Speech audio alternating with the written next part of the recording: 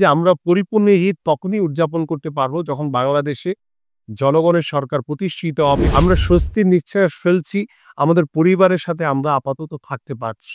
স্বৈরাচারের বিভিন্ন হামলা, মামলা, জুলুম, নির্যাতনের শিকার হয়ে আমরা কখনো ঘরে ঈদ করতে পারিনি। আমাদের পরিবারের সাথে আমরা ঈদ করতে পারিনি।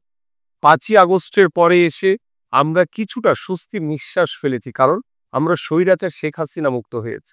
আমরা স্বস্তির নিঃশ্বাস ফেলছি, আমাদের পরিবারের সাথে আমরা আপাতত থাকতে পারছি।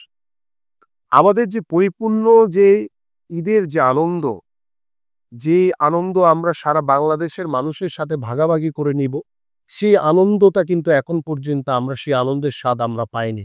কারণ বাংলাদেশের মানুষ এখনো একটি ষড়যন্ত্রের ভিতরে রয়েছে, একটি দোসরদের ভিতরে এখনো রয়ে গেছে, এবং দেশি বিদেশি ষড়যন্ত্রকারীরা এখনো সেই আওয়ামী লীগদের যে প্রেতাত্মারা রয়েছে, এই অন্তর্বর্তীকালীন সরকারের ভিতরে ঢুকে তারা বিভিন্ন ষড়যন্ত্র করে বাংলাদেশের জনগণের যে প্রত্যাশা যে একটি অবাধ সুষ্ঠু নিরপেক্ষ নির্বাচন, সে নির্বাচনকে পিছিয়ে দেওয়ার চেষ্টা করছে।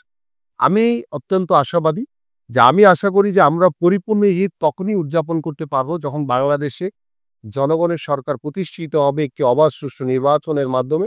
সেই জনগণের সরকার প্রতিষ্ঠা হওয়ার পরে বাংলাদেশে যখন গণতন্ত্র পরিপূর্ণভাবে প্রতিষ্ঠিত হবে, ঠিক তখনই আমি মনে করি যে আমরা সকলেই যে ঈদের যে আনন্দ সেটি পরিপূর্ণভাবে উপভোগ করতে পারব।